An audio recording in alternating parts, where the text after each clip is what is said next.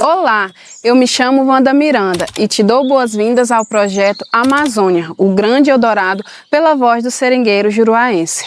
Hoje você aprenderá um pouco da vida, cultura e história daqueles que lutaram bravamente para que o Acre pertencesse ao território brasileiro. Te apresento então a história dos nossos seringueiros.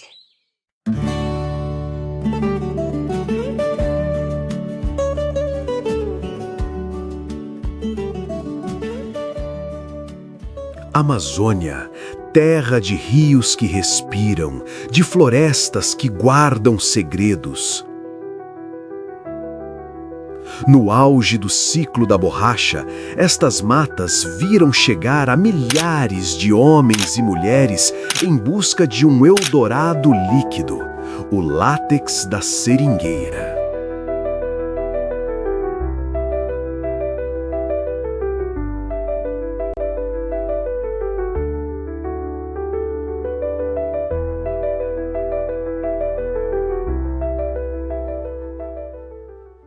O povoamento dos grandes seringais se divide em dois grandes períodos, conhecidos como os ciclos da borracha.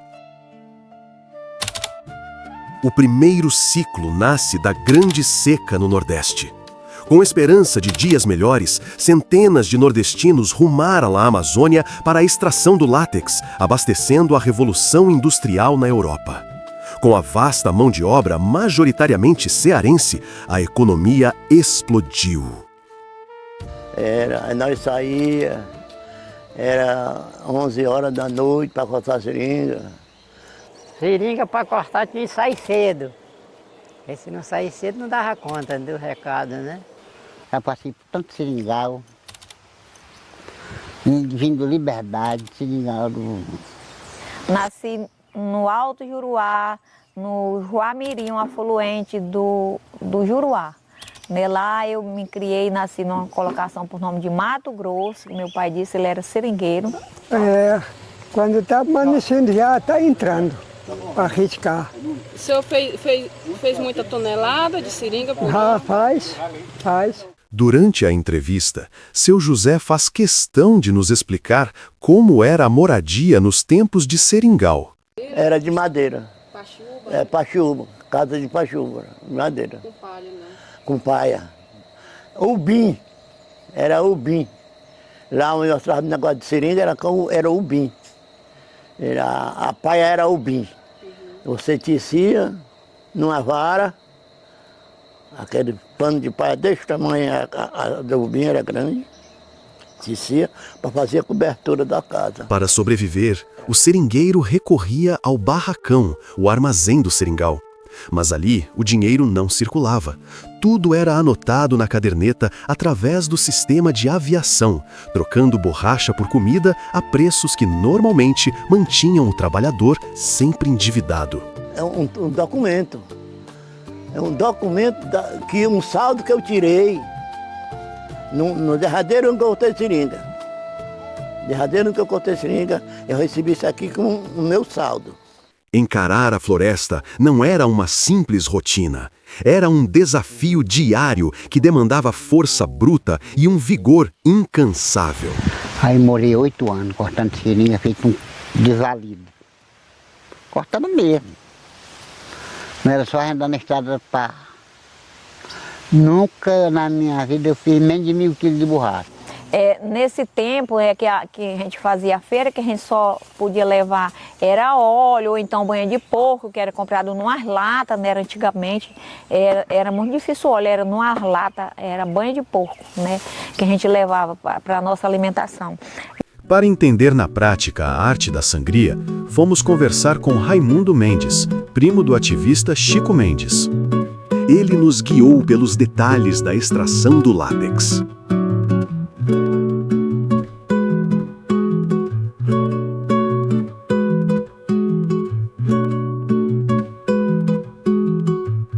Gravando? Aqui é a seringueira. É uma seringueira jovem. A seringueira deve ter uns 30 anos. Aqui na floresta ela custa a engrossar, porque ela tem primeiro que chegar lá em cima para receber a iluminação do solo. Aqui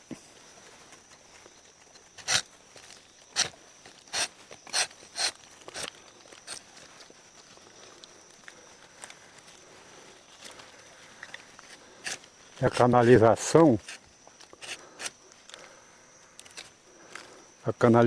para o seringueiro canalizar o leite para a bica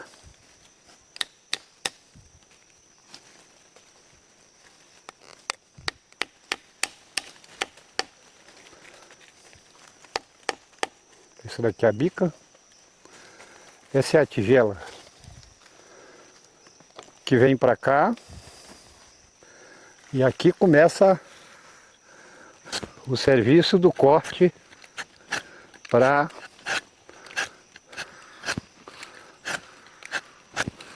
juntar o leite da seringueira. Esse processo aqui, no passado,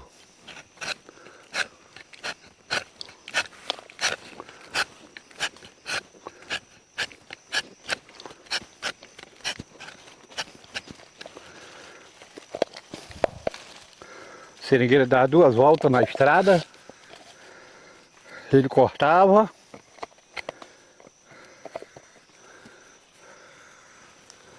muitos deles começava a cortar 1 hora, 2 horas da madrugada, outros não se adaptavam a cortar à noite, cortavam só de dia. E eles davam 2 voltas na estrada. Eles davam 1 volta cortando e davam outra para juntar o leite, que nós chamávamos de colha do leite. E ainda tinha mais que defumar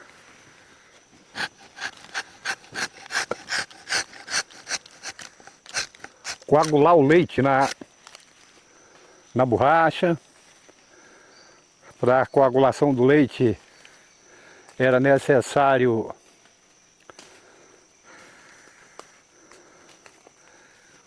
seringueiro derrubava a árvore na floresta e fazia ela toda cavaco com machado, que era para botar no buião da fornalha, acender, que era para coagular o leite. O leite era coagulado na fumaça. Não pode fazer vários, tem que ser só um. E isso aqui é só 2 vezes por semana. Eu dou só um corte. Hoje é segunda-feira, aí eu passo terça, quarta. Só na quinta-feira eu posso voltar aqui e dar outro corte nela. Enquanto isso, esses 2 dias que eu deixei de passar nela, eu fui cortar mais outras 2 estradas, né? Isso aqui nós estamos... Isso aqui é uma estrada de seringa, né? Aqui está. E cada uma estrada, elas têm entre 120 e 150 até 200 árvores dessas. Umas que pega 2 riscos, como essa aqui, que eu dei 2 riscos. Outras que pega 3, ela é mais grossa, nós vamos ver mais ali na frente. E tem delas que pega até 4 riscos. Ela é muito mais grossa, né? Após o corte e colheita do látex, era iniciado o processo da defumação, como nos mostra de forma detalhada Antônio de Souza. Com a experiência gravada nas mãos calejadas, ele nos conduz ao interior do defumador. O ar ali é denso, quente. Seu Antônio alimenta a fornalha com cocos de uricuri, que produzem uma fumaça branca, espessa e acre, essencial para a mágica. Que é assim o negócio da... Está com preta.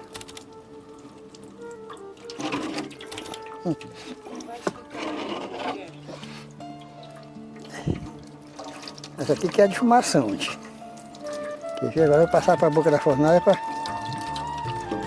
pôr do cavador aí.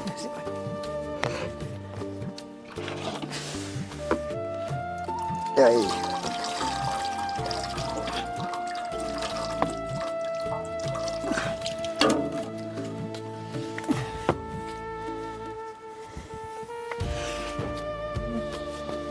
Já tá frio aí, né? Pois é, irmã, esse serviço, esse aqui da seringa. É o serviço de gente preguiçosa. O cara corta de manhã, de tarde, já está colhendo, e de noite de fuma. É, aqui é a seringa, aqui é o lado que chama, né? Já conhece por leite, seringueira. Ele vai coalhando na fumaça. É, aqui ele tá se escorrendo, aí eu vou colocar aqui, vai tratar de assar agora.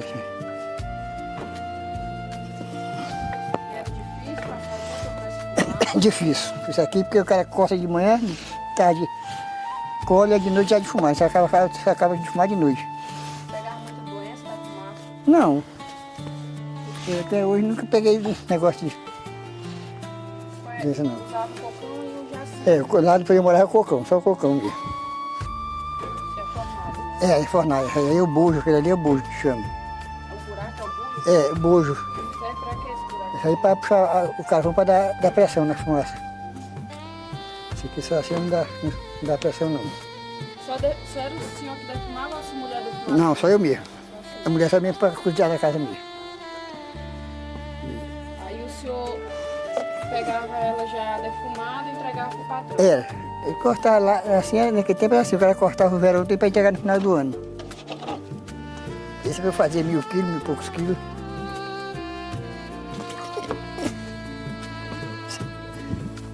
É, isso aqui é complicado. E canto é perigoso, cobra, onça, a mata é perigoso. É. E não, que a gente tá. Dá pra lavar aqui, espera o doutor se vir pra cá agora.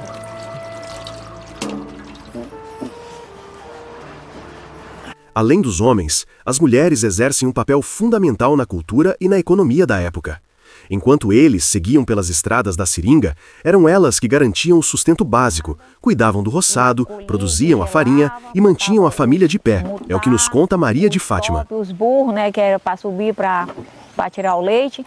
E nós, como mulheres, nós também ajudava eles na tarefa, ajudava a roçar a estrada, né. Eu já tinha uma filha, quando eu casei, já depois de 12 anos, que passou o tempo com meu pai, eu me casei, tinha 19 anos. Aí tive o primeiro filho, eu já ia para a estrada roçar mais o pai dos meus filhos, onde lá eu construí a minha família, ainda na seringa. Aí eu sou mãe de 8 filhos, morreram 3 e um passarinho, eu criei 5, tudo mulheres. Aí eu pegava a minha filha mais nova, botava numa distância que eu ficava vendo, armava a rede dela de um pau para o outro, aí voltava e ia roçar até onde ela estava, né, para ajudar ele, que era para a produção no final do ano, ter uma produção mais de qualidade, né. Aí quando chegava lá, botava a rede para outro canto, ajudava na tarefa também de colher, né. Ele colhia 2 estradas, uma de noite e a outra de dia. De dia ele mesmo colhia, aquele colhia de noite, quando ele estava chegando, já estava me armando para ir colher, que ela dava 2 baldes de leite e outro pelo meio. A minha arma era uma garroncha, né, eu colocava na cintura com medo das onças. Eu atirava, eu treinava para atirar. E eu caçava para ajudar ele também, né? Eu ficava defumando e ele ia pastorar nos barreiros, nas comidas como caxinguba, jaci, eu esqueço o nome da outra, manichi, tipo assim, né? Para ele matar os alimentos para a gente, para no outro dia ele estar de pé para ajudar na alimentação. Quando a gente não conseguia, que ele ficava defumando, e eu ia pescar de anzol, né? Pescar, pegava aqueles carazinhos, tirava o leite do cocão, né? E cozinhava aqueles carazinhos para comer com farinha que a gente tinha ralado no ralo, ou então numa burrinha que a gente rodava lá para desmanchar a macaxeira em massa, espremia numa prensa ou no pano e torrava numa bacia, né? Para se tornar uma farinha. Quando o tempo era muito pouco, a gente fazia aquele beijuzão lá e comia no lugar de farinha, né? Nesse tempo que a gente fazia a feira, que a gente só podia levar era óleo ou então banha de porco, que era comprado numas latas, né? Antigamente era muito difícil o óleo, era numas latas, era banha de porco, né? Que a gente levava para a nossa alimentação. E a medicação lá era muito difícil, o nosso remédio era caseiro, era remédio de casa, por exemplo, era macela, hortelã, né, caatinga de mulata, né, também tinha as curadeiras, quando os filhos da gente estavam doentes, elas iam benzer, né, uma simpatia da coisa do passado, quando a gente vivia na mata, né, na roça, lá na seringa. Elas benziam os filhos da gente e através da fé que a gente tinha, a pessoa ficava curada, né. Então era assim a vida lá na roça. E as parteiras, eu fui filha de parteira tradicional, né? E a minha mãe, ela me ensinou a pegar menino, eu tinha 25 anos, eu já fiz o primeiro parto, né? Porque a minha mãe rezava, ela tinha aquelas orações, quando saía de casa, ela tinha uma simpatia que se desse certo ela pegar aquele menino, ela dizia que dava certo, senão as pessoas botavam numa rede, levavam para a canoa e chegar a levar para outra pessoa mais sábia, né? Ou então mesmo para chegar até Cruzeiro do Sul, né? Eu peguei, eu acho que quase uns 500 crianças, né? Depois eu fiz um curso de capacitação, era uma coisa que eu achava muito boa na roça, no interior, era pegar a criança e escutar o primeiro choro deles. Eu achava muito importante isso aí, né? Mas o meu estudo foi pouco, não deu para chegar uma enfermeira e nem um médico, né? Mas era uma honra minha pegar a criança. Já o segundo ciclo, na década de 40, marcou uma nova fase. Em plena Segunda Guerra Mundial, a borracha tornou-se essencial para os aliados. Impulsionados pela propaganda dos soldados da borracha, milhares migraram novamente. Os que não foram para a guerra foram para a seringa. Nós não fomos para a guerra, fomos para a seringa. Era um mundo de desafios. As crianças aprendiam pouco nas poucas escolas existentes e a saúde dependia dos saberes da mata e de remédios improvisados. A alfabetização nessa época era muito difícil. Quem tinha quarta série nessa época, o patrão, que nesse tempo lá, o nosso patrão era o Maurício Maps, né? Ele colocava um homem que tinha um nome, que eu até esqueci aqui o nome dele, para sair nas comunidades, direcionando, assim, se juntando, dando aula para as crianças. Os cadernos, eles eram costurados, né? Com aqueles papel de pau, a mãe da gente cortava e costurava, furava com um preguinho e botava a linha, costurava os nossos cadernos para a gente estudar. Era o nome do homem, agora eu lembrei.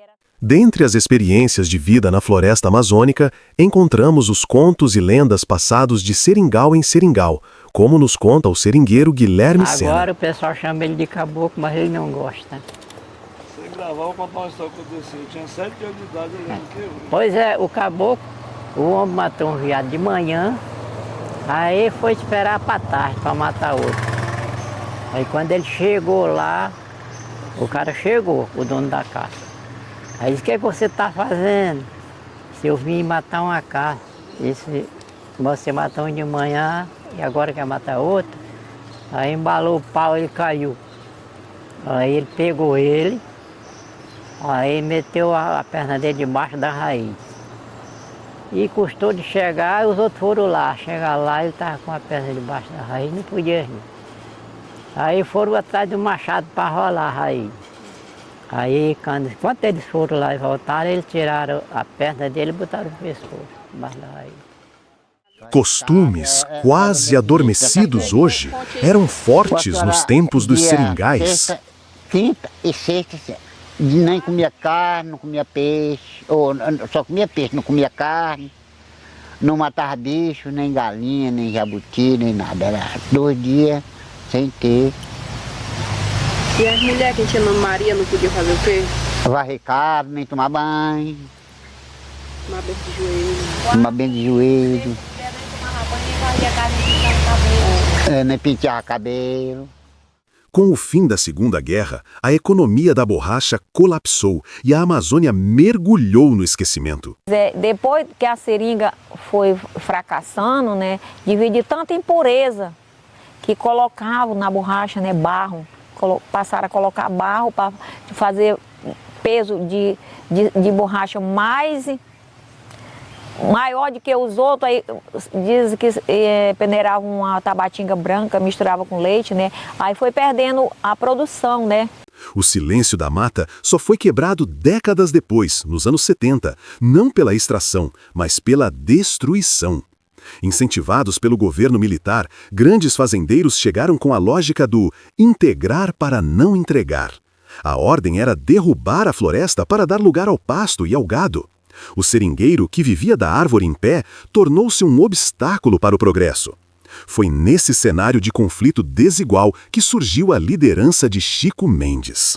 Ele uniu os povos da floresta contra as motosserras, organizando os lendários empates, correntes humanas que bloqueavam pacificamente o avanço dos tratores.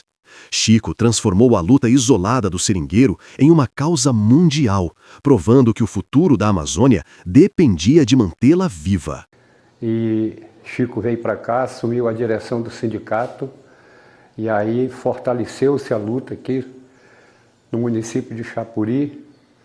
Chico rebanhou seringueiro de todos os seringais aqui da região e foi um verdadeiro sucesso, porque isso com certeza evitou de ser destruído mais de 2 milhões de hectares de floresta aqui na região. O ativismo de Chico Mendes em defesa da floresta atraiu a hostilidade de latifundiários e poderosos locais, conflito que resultou em seu assassinato em 1988. É o que nos conta João Lopes Mendes Filho. Dali sempre foi difícil, porque naquela época, a UDR era muito forte, como ainda é hoje, até hoje, né?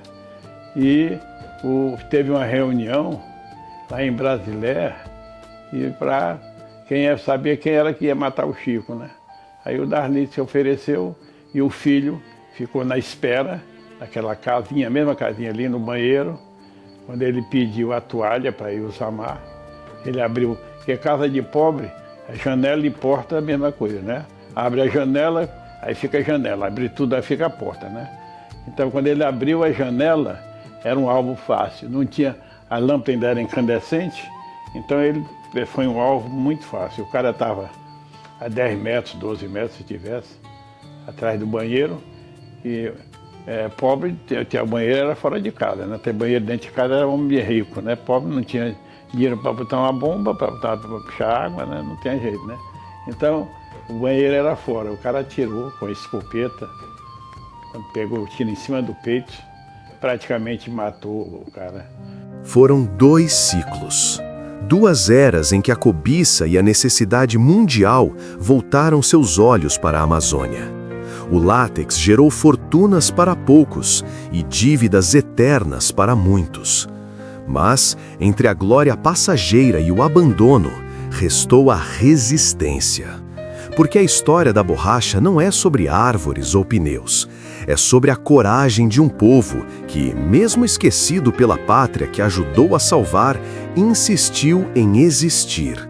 Gente que veio, que ficou e que se tornou acriano. Aos seringueiros, o nosso respeito, o nosso reconhecimento e, acima de tudo, a nossa eterna admiração.